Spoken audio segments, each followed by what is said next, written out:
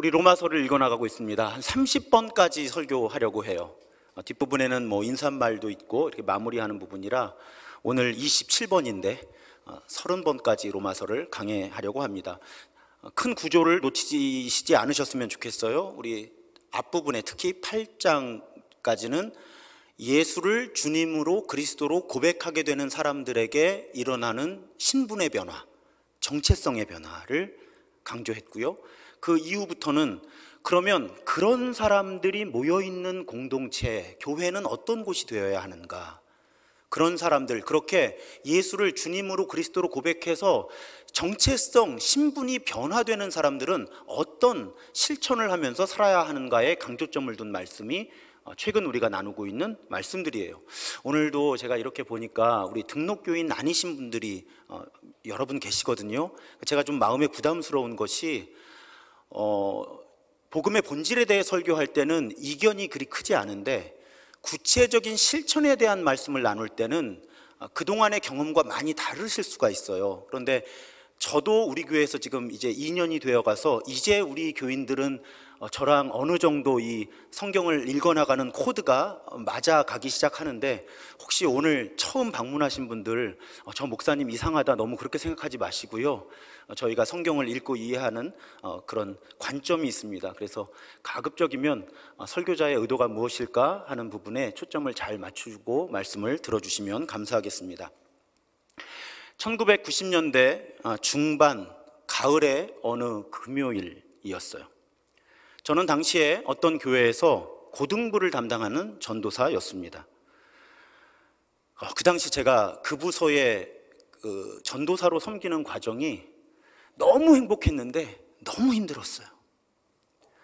그 청소년들과 함께 예배하고 또 부서의 여러 일들을 해나가는 과정이 행복하기도 했는데 너무너무 힘들었던 것은 당시에 그 교회가 정말 문자 그대로 폭발적으로 성장을 하고 있었거든요. 그러니까 그 교회에 여러 다양한 경험과 공동체를 가지신 분들이 모여들고 있었던 거예요. 그러니까 제가 섬기는 그 부서에도 아주 다양한 신앙의 배경을 가진 분들이 모여서 함께 예배하고 부서를 이렇게 이끌어 나가고 있었던 그런 과정이에요. 제일 힘들었던 건 역시 회의 시간이에요. 정말 회의하다가 회의에 빠졌어요. 내가 이 일을 계속해야 하는가? 왜 그런가 하면 뭔가 결정을 해야 되는데 아주 패턴이에요. 내가 전에 있던 교회에서는, 내가 전에 있던 교회에서는, 내가 전에 있던 교회에서는, 내가 전에 있던 교회에서는, 우리 교회에서는, 이걸 세 바퀴 네 바퀴를 안건 하나마다 도는 거죠. 내가 전에 있던 교회에서는 이렇게 하니까 이게 좋았습니다. 내가 전에 있던 교회에서는 이렇게 하니까 좋았습니다. 내가 전에 있던 교회에서는 이렇게 하니까 좋았습니다. 내가 전에 있던 교회에서는 이렇게 하니까 좋았습니다. 본래 우리 교회에서는 이렇게 해왔습니다. 합의를 할 수가 없어. 모두가 각자 자신이 가장 좋았던 경험을 가져와서 그것이 가장 좋은 것이라고 주장을 하시니까 이제 20대 중반에 갓 전도사를 시작한 사람한테는 이걸 조율하기가 너무 버거웠던 거예요. 전도사라고 인정도 잘 안 해주시고. 그러다가 MT를 간 거죠. 여러분, MT라고 하는 건 하나가 되자고 가는 거잖아요. 그래서 MT를 갔습니다. 콘도 빌려서 MT를 갔어요. 고기 구워서 맛있게 식사를 했고요. 우리가 어떻게 하면 청소년들과 함께 예배를 더 잘할 수 있을까? 아이들을 어떻게 양육할 수 있을까? 토론도 아주 유익하게 토론이 진행이 되었어요. 그리고 이제 친교회 시간이 된 겁니다. 소위 친교회 시간. 뭘 하면 좋을까 하는데 그 교사 중에, 우리 부서를 섬기던 교사 중에 한 분이 그런 말씀하세요. 노래방을 가자는 거예요. 당시에 그 부서의 총무님이 50대 중반의 권사님이셨어요. 얼굴이 갑자기 색깔이 확 변하시더라고요. 그러면서 하나님을 찬양하는 입술로 어떻게 세속적인 노래를 부를 수 있느냐. 1990년대 중반이라고 말씀드렸어요. 지금보다 훨씬 그렇게 믿는 분들이 많았던 때예요. 분위기가 어색해졌어요. 그리고 시간이 조금 지났어요. 저는 뭐 전도사 입장에서 살얼음판이죠. 이번에는 간식을 사러 갔다 오시겠다는 거예요. 근데 간식을 사러 가시겠다고 자원하신 분들이 아까 어떻게 하나님을 찬양하는 입술로 세속적인 노래를 부를 수 있냐 하고 말씀하셨던 그 총무님을 향해서 우리 맥주 한 잔씩 해도 되죠? 이렇게 말씀하신 거예요. 분위기가 어떻게 됐겠어요? 그리고 사러 가셨어요. 설마 안 사오시겠지? 그래도 지금 교회 모임인데. 조금 있다가 과자 봉지 한 주머니를 이렇게 양쪽에 들고 오셨어요. 처음에는 과자가 나오더라고요. 그러다 결국 나왔어요. 맥주 캔이. 캔맥주들이 쭉 나오더라고요. 하나 되자고 간 MT가 분열의 현장이 된 거죠. 집에 가버리셨어요. 문제를 느낀 분들이. 끝났어요. 거기서 MT가. 그냥 몇 사람 남아서 이런 얘기 저런 얘기하고 다음날 돌아왔어요. 제가 그 상황을 수습하는데 정말 힘들었어요. 시간도 오래 걸렸고요. 다시 화합하는데 정말 힘들었어요. 오늘 본문 이야기예요. 오늘 본문 읽으면 이런 사건을 얘기하고 있는 거예요. 여러분, 지난주 말씀이 어떤 주제였죠? 예수를 믿고 따르겠다는 결심의 순수성이 분명하다면 신앙 공동체 안에서, 특히 그리고 누가 신앙 공동체 안으로 들어오려고 할 때 우리 사이에 존재하는 실천적인 행동의 다양성을 우리가 인정해 주어야 한다. 받아들여 주어야 한다. 비난하거나 정죄해서는 안 된다. 그것이 지난주 말씀이었어요. 여러분, 다시 말씀드리는데 정삼위 목사의 말씀이 아니라 로마서의 말씀이에요. 그런데 오늘 본문은 이어서 그렇게 실천의 다양성에 대해서 비난하거나 정죄하지 마십시오라는 가르침에 하나를 덧붙이는데, 어떤 가르침인가 하면 누군가에게 걸림돌이 되어서는 안 됩니다. 이렇게 말씀하는 거예요. 걸림돌이 되어서는 안 된다. 그러니까 단지 비난하고 정죄하는 이 언어의 문제, 생각의 문제가 아니라 어떤 말과 행동을 통해서 누군가가 믿음의 본질이 흔들리게 해서는 안 된다. 그것이 오늘 말씀의 주제예요. 미리 주제를 말씀드리는 거예요. 여러분, 오늘 본문 13절을 세번역 성경으로 보면요, 그러므로 이제부터는 서로 남을 심판하지 맙시다. 정죄하지 맙시다. 비난하지 맙시다. 형제자매 앞에 장애물이나 걸림돌을 놓지 않겠다고 결심하십시오. 이것이 교인들이 해야 할 몫이라는 거예요. 담당해야 될 의무라고 하는 것입니다.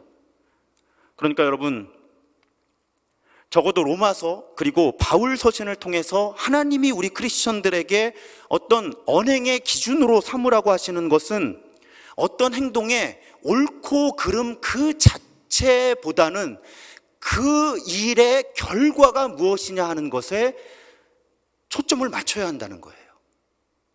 그 일의 결과가 무엇이냐. 그러니까 어떤 일 자체가 옳고 그름을 따져야 할 때가 있지만, 이 옳고 그름을 따지는 것보다 혹은 따지는 것만큼 중요한 것이 이 일의 결과로 어떤 일이 일어나는가가 매우 중요한 기준이 된다는 거예요.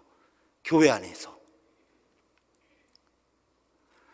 오늘 본문 14절에도 보면요, 오늘 본문 인용이 많아요. 제 얘기가 아니라는 거예요. 성경 말씀이라는 거예요. 내가 주 안에서 알고 또 확신하는 것은 이것입니다. 무엇이든지 그 자체로 부정한 것은 없는데, 다만 부정하다고 누가 여기면 그 사람한테는 그게 부정한 것이다. 그러니까 20절에서도 모든 것이 다 깨끗합니다. 그러나 어떤 것을 먹음으로써 남을 넘어지게 하면 그러한 사람에게는 그것이 해롭습니다. 그러면 여러분, 술 자체로는 부정한 것일 수도 있고 아닐 수도 있어요. 여러분 다 그렇게 생각하시면 됩니다. 그런데 오늘 말씀은 부정하고 부정하지 않다에 초점을 맞추고 있는 것이 아니라, 오히려 오늘 본문은 뭐라고 말씀하세요? 무엇이든지 그 자체로 부정한 것은 없다는 거예요. 모든 것이 깨끗하다는 거예요. 근데 뭐가 문제라는 거예요? 누가 어떤 것을 부정하다고 여기게 되면 그것은 그 사람에게 부정하다는 거예요. 객관적으로 정결함과 부정함이 존재하죠. 그렇지만 오늘 본문은 그 자체보다 중요한 것은 누군가가 그것을 부정하다고 여길 때 그것은 부정해진다는 겁니다. 그러면 아까 그 MT에서 일어난 사건 가운데 뭐가 문제였을까요? 교회 모임이었고요. 모두 예수를 그리스도로 주님으로 고백한 사람들의 모임이었어요. 그리고 앞에 노래방 이야기를 왜 말씀을 드렸을까요? 이미 우리 안에 대중가요를 부르는 것과 복음성가를 부르는 것 사이에도 아주 예민한 날카로운 차이가 있다는 걸 이미 서로 확인을 한 다음이었잖아요. 그런데 술을 마시는 것을 경건한 크리스찬이 해서는 안 된다고 믿을 만한 사람들이 분명히 그 공동체 안에 존재하는데, 그 공동체 안에서 충분한 소통과 합의를 하려는 시도와 노력 없이 그냥 술 마시는 게 뭐가 나빠 하고 술을 갖다가 놓는 것은 오늘 말씀의 근거에 보면 폭력이죠. 이건 폭력이 되는 거예요. 그분들은 주장하실 수 있어요. 실제로 아마 주장하셨을 거예요. 제가 기억이 그 순간에 하도 멍해져가지고 필름이 소위 말하면 끊어졌어요. 기억이 안 나는데 아마 그 난처한 상황 속에서 그분들이 항변하셨겠죠. 술을 마시는 게 뭐가 문제냐, 성경에서 술 취하지 말라고 하셨는데, 그래요, 그 부분을 인정해 드린다고 해도 지금 우리 공동체 안에 교회의 이름으로 모여서 술을 마셔서는 안 된다고 믿는 분인 혹은 믿는 분들이 계시다는 것이 너무나 명백한 상황 속에서 거기에 자신의 어떤 신앙의 양심과 자유에 따라서 술 마시는 게 뭐가 나빠 하는 것은 이 로마서 맥락에서 보면 폭력입니다. 그렇게 하면 안 된다는 거예요. 왜? 그래서 누군가가 지금 술이 비본질이라고 해도 이 술 때문에 누군가가 지금 신앙의 본질에 심각한 손상을 입은 거거든요. 그런 걸림돌과 장애물을 믿는 사람들끼리 서로 제공해서는 안 된다. 오늘 본문이 그렇게 말씀하는 거예요. 그래서 오늘 본문 15절에 보면요, 그대가 음식 문제로 형제자매의 마음을 상하게 하면 그것은 이미 사랑을 따라 행한 게 아니다. 사랑한다면 일부러 마음 상하게 해서는 안 된다. 게다가 음식 문제로 그 사람을 망하게 하면 그리스도께서 그 사람을 위해 죽으신 게 뭐가 되느냐. 지난주에도 말씀드렸잖아요. 성경에서 하지 말라고 하는 것에는 신학적인 이유가 있다고. 오늘 말씀도 반복해서 말씀하시는 거예요. 비본질적인 어떤 행동의 문제로 누군가를 복음의 본질로부터 멀어지게 하면 그것은 사랑에 따라 행한 것이 아니고 그리스도의 십자가 희생을 훼손하는 것이다. 성경은 분명히 그렇게 말씀하고 있습니다. 이어서 20절에서는요, 누군가의 믿음에 걸림돌이 되는 행위는 하나님의 일을 망치는 것이다, 이렇게 규정하고 있는 거예요. 그런 거 보면 참 예전에 우리들의 교회에는 폭력적인 파괴적인 문화가 많았어요. 무조건 이렇게 해야 되는 거야 하고 그것을 이해할 수 없었던 사람들을, 받아들일 수 없었던 사람들을 강요했던 거죠. 근데 오늘 로마서 본문은 그러지 말라고 분명히 말씀하고 계시거든요. 오늘 이 본문의 배경이 된 상황, 지난주에 말씀드렸죠. 자, 주로 이방인 출신의 크리스천들은 어떤 고기를 먹든지 내가 크리스천으로 살아가는데 관계가 없다. 아무 고기나 먹은 거고요. 유대인들은 오랫동안 고기를 구분해서 먹어왔기 때문에 크리스천이 된 이후에도 여전히 고기를 먹는 게 부자연스럽고 조심스럽고 부담이 되고, 그래서 채식만 선택했던 사람들. 그런데 아무 고기나 먹으면 어때? 이거 다 정결한 거야 하고 그 고기를 부담스러워하는 사람들이 분명히 그 가운데 있는데, 그 고기를 갖다가 파티를 하고 나눠 먹자고 하면 바로 그런 상황이에요. 그래서 제가 그 상황을 빗대서 오늘날 우리는 고기 먹는 것에 이슈가 없으니까 술 문제를 비유해서, 또 오늘 본문이 포도주의 문제를 분명히 이야기하고 있거든요. 그래서 제가 술을 비유로 말씀을 드리고 있는 거예요. 그래서 21절에 그렇게 결론적으로 말씀하시는 거예요. 고기도 먹지 아니하고 포도주도 마시지 아니하고 무엇이든지 내 형제로 거리끼게 하는 일을 아니함이 아름다우니라. 그러니까 내 신앙의 양심에서는 술이 상관이 없어요. 그래도 먹지 말라는 거예요. 왜? 공동체 안에 누군가가 그것 때문에 신앙의 어려움을 겪는다면, 그것을 충분히 예측할 수 있다면 술을 먹는 것이 자유롭더라도 그렇게 해서는 안 된다. 저는 술을 마시지 않아요. 왜요? 대한민국에는 크리스천들뿐 아니라 비기독교인들도 목사는 술을 마시지 않는다고 알고 있어요. 물론 교단에 따라서는 그런 제약이 없는 교단들이 있어요. 그렇지만 대부분 그렇게 알고 계시니까 저는 제가 술을 마실 자유가 있지만 술을 마시지 않습니다. 바로 그 이야기를 하고 있는 거예요. 자유하다고 하지만 그 자유 때문에 누군가의 신앙에 심각한 손상이 가해질 염려가 있다면 그 자유를 스스로 자제할 수 있는 사람이 성숙한 사람이다. 성숙한 크리스천이다. 오늘 본문이 그걸 말하고 있는 거예요. 저는 노래방을 안 간 지는 한 20년이 넘은 것 같아요. 하지만 제가 가요를 부른다고 해서 제가 크리스천의 품위가 크게 손상된다고 생각은 안 합니다만 가급적 안 부르는 거죠. 왜요? 어떤 분은 제가 대중가요를 부르는 것으로 어려움을 겪을 수도 있거든요. 한 번은요, 단기 선교를 갔는데요. 마지막 날에 휴식을 취한 거예요. 바다에 나가서. 그러니까 바다에 나갔으니까 바다에 들어가야 되잖아요. 그러니까 제가 수영복을 입고 나간 거죠. 그랬더니 여자 전도사님하고 여자 청년들이 도망을 가더라고요. 내 몸매가 그렇게 심각했구나. 그런데 물어봤어요. 왜 그랬냐 그랬더니 설교할 때 목사님 그 모습이 떠오를 것 같다는 거예요. 그래서 자기들이 걸림돌이 될 것 같다는 거죠. 아, 그럴 수 있겠구나. 제가 그 다음부터는 그래서 목회자의 품위에 대해서 훨씬 보수적이 되었어요. 제가 트로트를 멋있게 부를 수 있는데요. 그럼 또 어떤 분들은 제가 앞에 나와서 찬양을 부를 때 트로트 가락이 떠오르실까 봐 이제 이런 문제들인 거죠. 이런 문제들. 그것이 지나치게 경직되어서는 안 되겠지만 반대로 자유해 하면서 그런 문제들을 무시해서도 안 된다. 왜? 우리는 다 하나의 공동체로 한 식구로 더불어 살아가야 하는 사람들이니까. 내가 문제가 없다고 다른 사람에게 문제가 없는 것이 아니니까. 로마서는 우리에게 그렇게 말씀하고 있는 거예요. 그래서 그 가르침을 가장 잘 압축한 가르침이 고린도전서 10장의 말씀이에요. 모든 것이 가하나 모든 것이 유익한 것이 아니고 모든 것이 가하나 모든 것이 덕을 세우는 것이 아니다. 그러니까 가능해, 그러니까 할 수 있어 없어 이걸 따지지 말고 내가 이렇게 하면 어떤 좋은 일이 있지 혹은 어떤 나쁜 일이 있지 이걸 생각할 수 있어야 한다는 거예요. 그리고 그 기준은 내 유익이 아니라 다른 사람의 유익이다.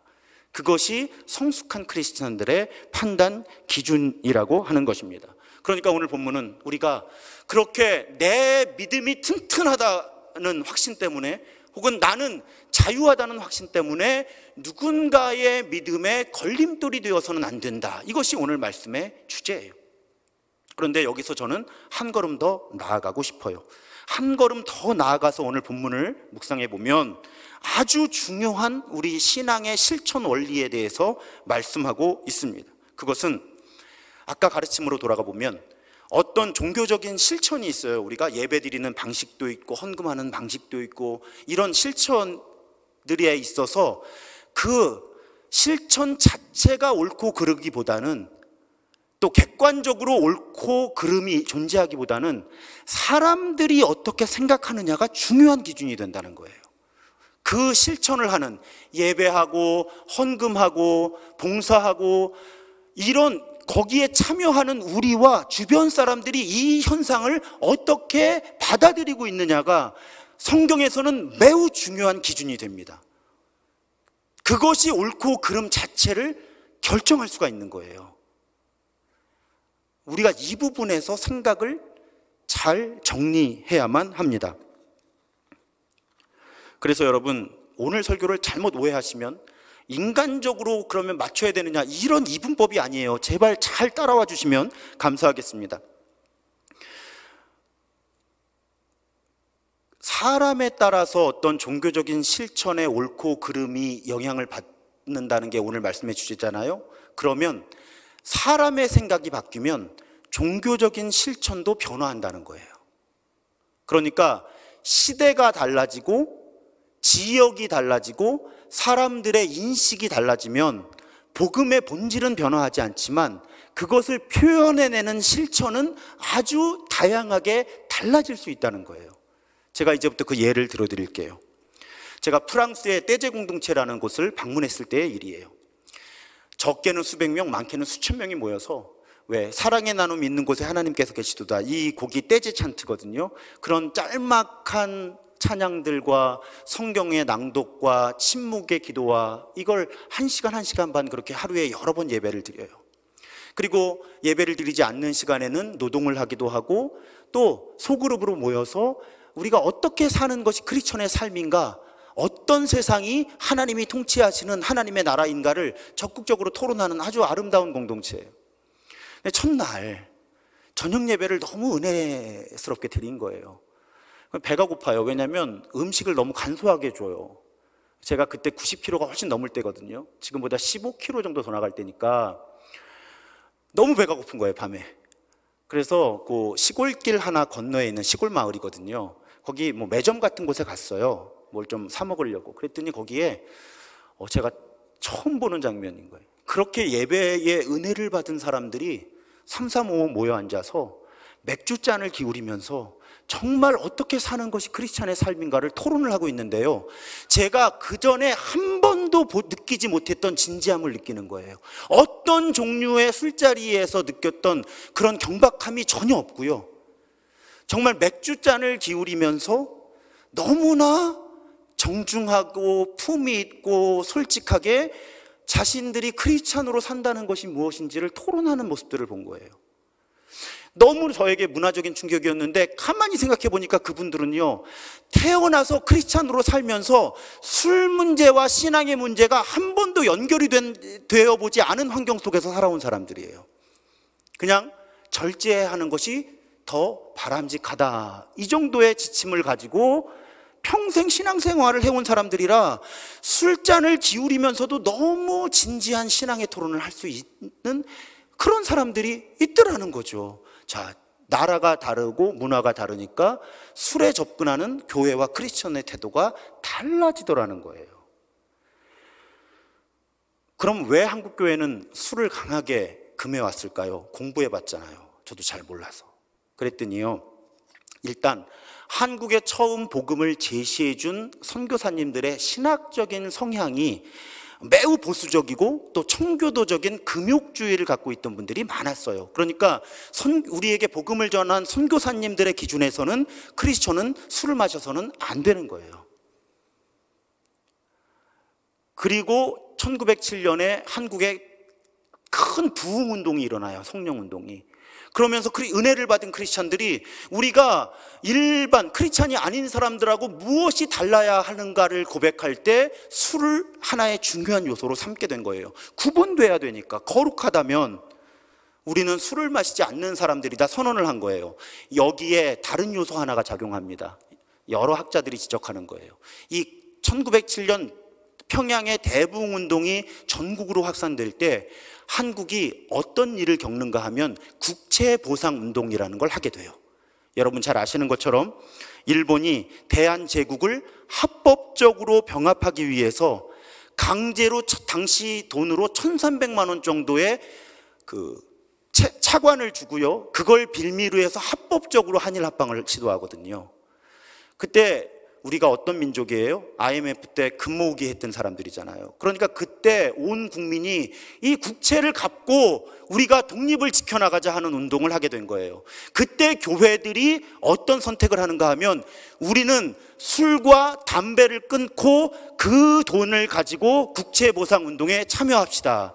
당시에는 모두가 가난했기 때문에 재산이 없잖아요, 특히 교인들이.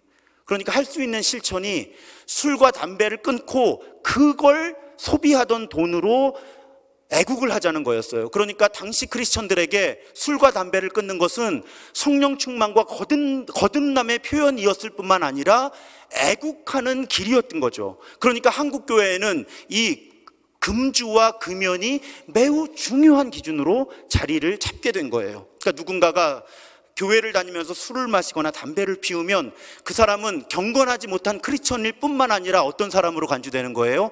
애국자가 아닌 것으로. 지금 저거 하지 말고 그 돈으로 나라 빚을 갚아야 되는데 이렇게 된 거죠.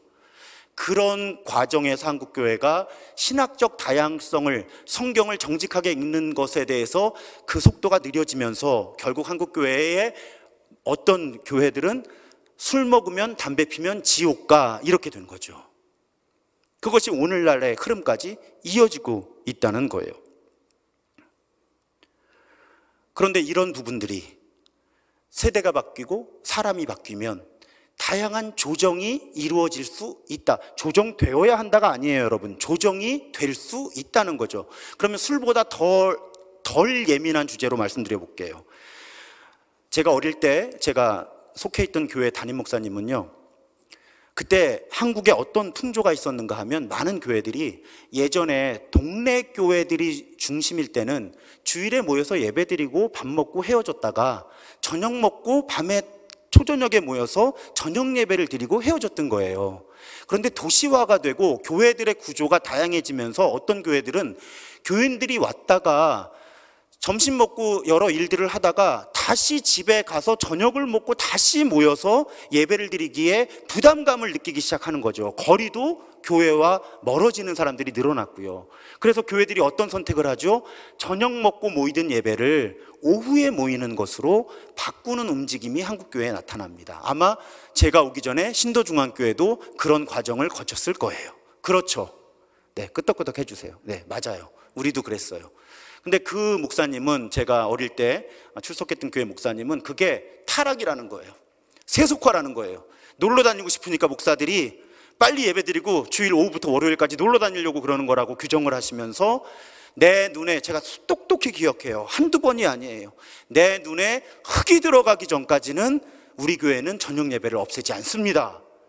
5년 안 걸렸어요. 저녁 예배 없애는데 5년 안 걸렸어요. 그럼 여러분, 그 목사님과 그 교회가 타락해서 그런 걸까요? 그럴 수도 있어요. 0%라고 말할 수는 없을 거예요. 편의주의가 개입했을 수 있죠. 그렇지만 100% 타락이라고 말할 수도 없다는 거예요. 지금 사람이 변화한 거예요. 그래서 삶의 환경이 변하고 생각이 변하는 거예요. 그러니까 우리가 저녁에 모여서 예배 해왔지만 이제는 우리가 오후에 모여서 그래도 영과 진리로 예배하자, 이렇게 하는 거죠. 이런 거 많아요. 저 앞에 드럼 있는 걸로 시험 드는 분 계세요, 혹시 여기에? 저 청년 때는요, 멱살 잡고 싸웠어요. 교회 예배 시간에 드럼 치는 거 가지고. 근데 왜 요즘엔 그것이 큰 문제가 안 되죠? 많은 예배자들이 예배 찬양에 드럼을 사용하는 것으로 시험에 들지 않기 때문이에요. 드럼으로도 하나님을 찬양할 수 있다고 믿기 때문이에요. 보세요. 복음의 본질은 변화하지 않는데 우리의 실천은, 사실은요, 여러분, 우리 가운데 그런 변화를 많이 부담스러워 하시는 분들도 가만히 생각해 보세요. 지난 10년, 20년 동안 우리가 얼마나 많은 실천들을 변화해 왔는지. 그리고 그것은 타락과 세속화의 요소가 전혀 없다고 볼 수는 없지만 그 전부를 타락과 세속화로 폄하할 수만도 없다는 거죠. 여러분, 성경을 보세요. 구약의 절대적이었던 관습이 신약에서 절대적이지 않아요. 그러면 신약 성경에서 절대적이었던 관습이 우리에게 절대적이지 않을 수 있는 거죠. 2000년의 시간이 지났고 우리는 더군다나 지구 반대쪽에 있는 나라 사람들이니까요. 우리가 이 부분에 있어서 제가 늘 말씀드리는 것처럼 양극화를 피해야 되는 거예요. 한쪽에는 지나치게 경직된 문자주의가 있어요. 교회는 이래야 된다. 성경은 뭐라고 하지 않아요. 성경에 분명한 거 말고요, 나머지 실천의 영역 가운데 한쪽에서는 그것만이 본질이라고 주장을 하고 변화를 거부해요. 반대쪽에는 어떤 극단이 있을 수 있을까요? 생각 없이 따라가는 거예요, 세상 풍조를.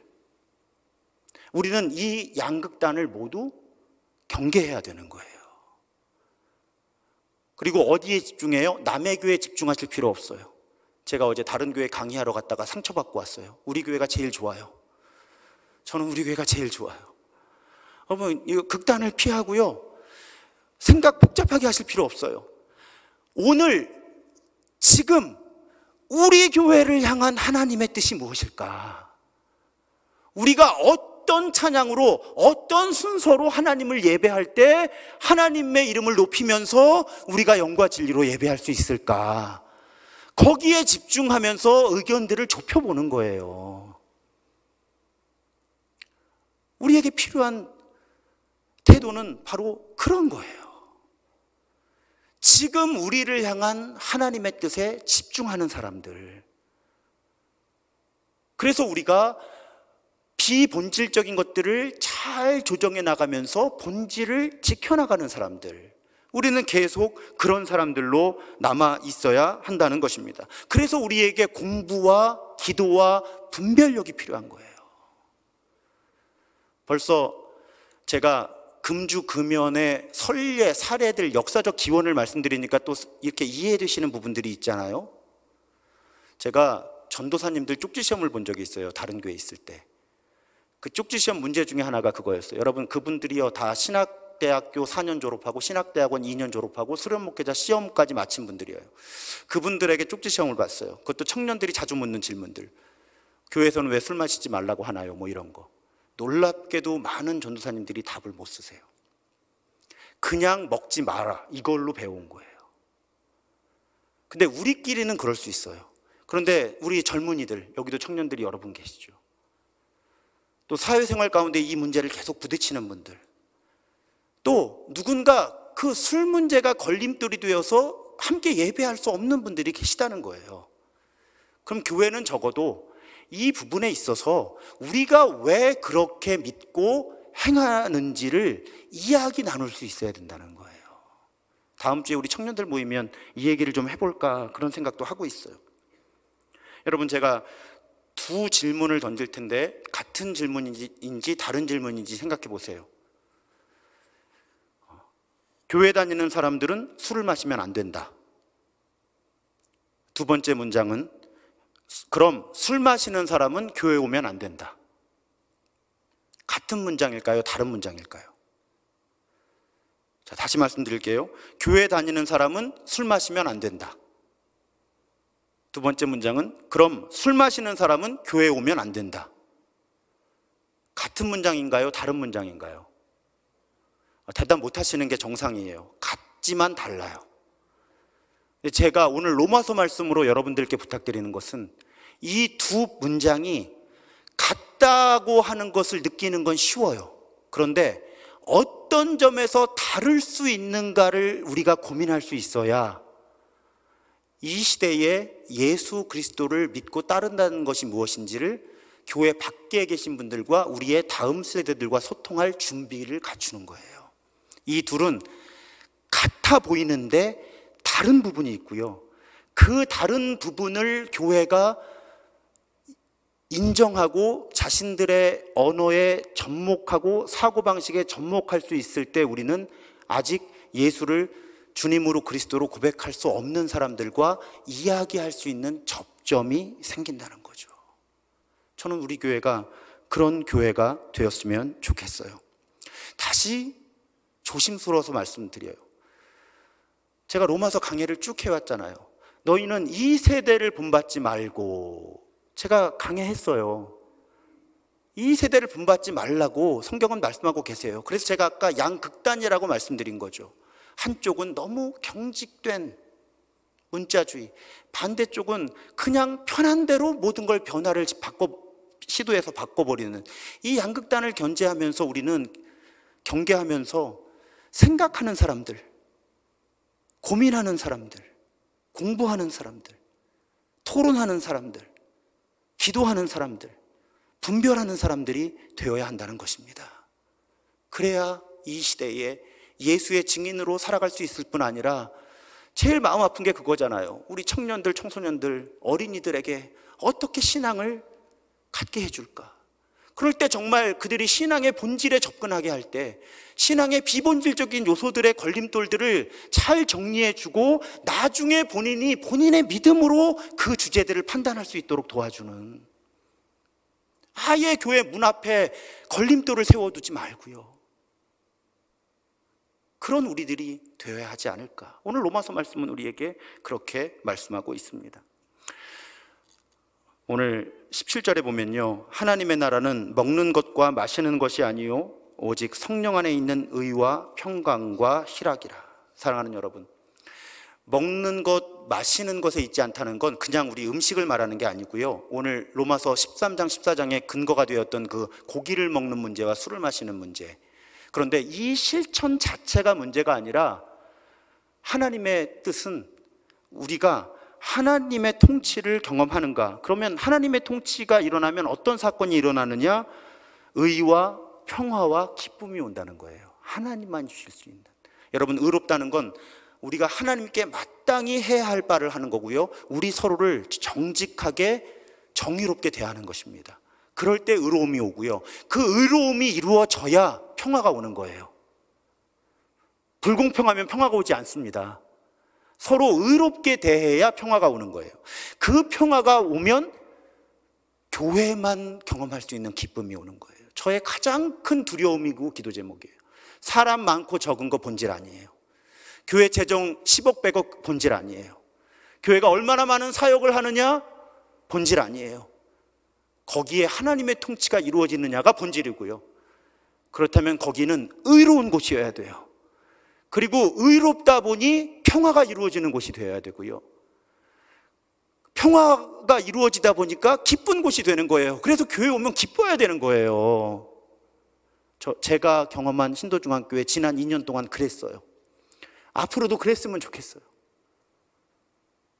우리 교회에선 다른 거 잘못 아니에요. 뭐가 잘못이에요?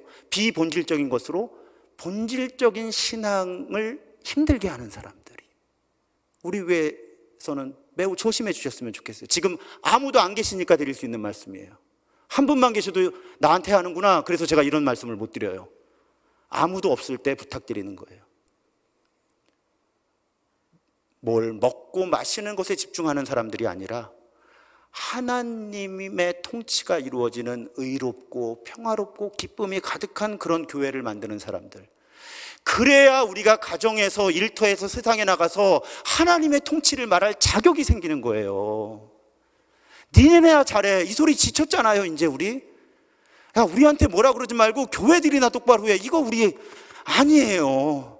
우리는 우리가 그런 하나님의 통치를 연습하고 살아보고요, 그리고 가정과 일터와 세상으로 흩어져서 우리가 하나님 뜻대로 살아보니 이렇게 평화스럽고 기쁩디다 하고 이야기할 수 있는 사람들이 되어야 한다는 것입니다. 우리가 그렇게 하나님께서 이루시는 하나님의 통치를 우리 안에 이루어가는, 그래서 오늘 두 가지 걸림돌을 말씀드린 거예요. 다른 우리 믿음의 공동체 안에 다른 사람의 영적인 성장을 가로막는 걸림돌. 근데 두 번째 걸림돌이 어쩌면 더 중요해요. 지금 이 땅에 하나님께서 이루시고자 하는 그 일에 대해 교회가 걸림돌이 되고 있거든요.